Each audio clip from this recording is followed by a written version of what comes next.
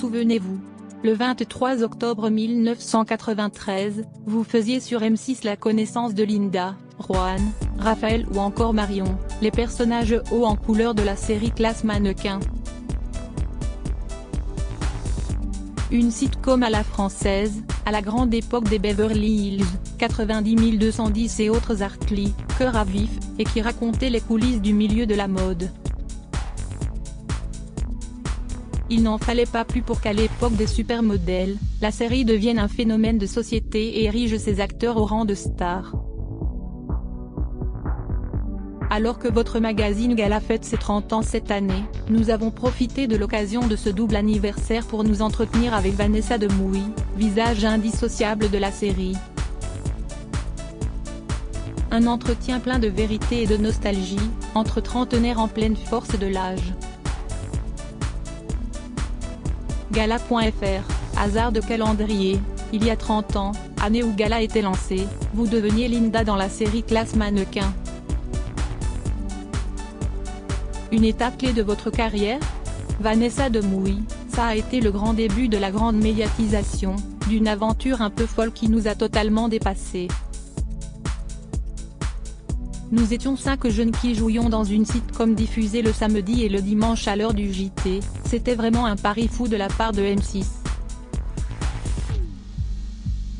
D'un seul coup, on a fait la une des magazines de manière très régulière, on a vraiment occupé l'espace média. 30 ans après, quel souvenir gardez-vous de cette époque? J'ai une grande tendresse pour la jeune fille de 19 ans que j'étais. J'ai traversé ce tsunami et je suis toujours debout, si est déjà une grande prouesse en ce qui me concerne. J'ai mal vécu la médiatisation parce que je n'étais pas préparée à ça. Je voulais juste être actrice et jouer la comédie. Je me suis retrouvée à ne plus avoir d'intimité, de vie privée. Puis surtout, la presse avait créé un avatar Vanessa Demouy sursexuée et très sûre d'elle dans lequel je ne reconnaissais pas. 30 ans après, que vous reste-t-il du personnage de Linda? Je jouais une jeune fille de 18 ans, qui était en recherche de son identité, de sa féminité. J'ai bientôt 50 ans, heureusement que je me suis détachée de ce personnage. Avec Cachou, on s'est perdu de vue Laurent Lafitte, Christine Lemelay, Olivier Carreras, Cachou. Vous avez gardé contact avec certains de vos collègues de l'époque? Pas franchement non. On n'évolue pas dans les mêmes milieux et on ne fréquente pas les mêmes groupes de potes. Sans compter que géographiquement, je ne suis plus du tout à Paris. J'ai tout de même recroisé quelquefois Laurent Lafitte. Si est-il un amour, un homme intelligent délicieux. J'ai aussi croisé Olivier, tout à fait par hasard. Il s'est lancé dans la production et fait des documentaires. J'ai vu Christine très brièvement quand elle a joué dans Demain nous appartient, mais je n'ai pas de nouvelles d'Anne-Charlotte Fontabry, Cachou, on s'est perdu de vue. La chanson? J'ai appris qu'il ne fallait jamais dire jamais quand on pense à Classe Mannequin, on a tout de suite en tête la chanson du générique, que vous interprétiez avec les 2 autres stars du programme. La chanson, ça reste un lointain souvenir pour vous? J'ai appris qu'il ne fallait jamais dire jamais. J'aime chanter, j'ai toujours aimé, mais maintenant, avec le recul, est-ce que j'aurais chanté ce qu'on m'a fait chanter? Je n'en suis pas certaine. Je ne suis plus la jeune artiste que j'étais, qui s'est beaucoup laissé faire et qui a même parfois été malmenée. Si on me proposait de chanter à nouveau, il faudrait que ce soit quelque chose qui me plaise vraiment. 1993 c'est l'avènement de la sitcom à la française. Sur TF1, on avait les séries AB, sur France 2, c'était Seconde B, et sur M6 donc, Classe Mannequin. Ça se passait comment entre les acteurs des différentes chaînes? Il n'y avait aucune rivalité. On a été amené à se croiser quelques fois sur des événements. On était juste des mômes, on essayait tant bien que mal de percer dans ce milieu. C'était déjà très compliqué avec l'étiquette sitcom, donc on n'allait pas en plus se tirer dans les pattes. Il n'y a jamais eu de guéguerre entre nous. Depuis 2018 vous incarnez le personnage de Rose Latour, d'abord dans Demain nous appartient puis dans Ici tout commence, TF1. Avec toujours autant de plaisir, bien sûr. Et la grosse différence avec la sitcom, c'est qu'on est sur un format plus proche du téléfilm. Il n'y a pas de studio, pas de décor fixe, pas de rire préenregistré. Avec Ici tout commence, on a la chance d'avoir des techniciens extraordinaires et une production qui met les moyens pour que tout soit beau à l'écran.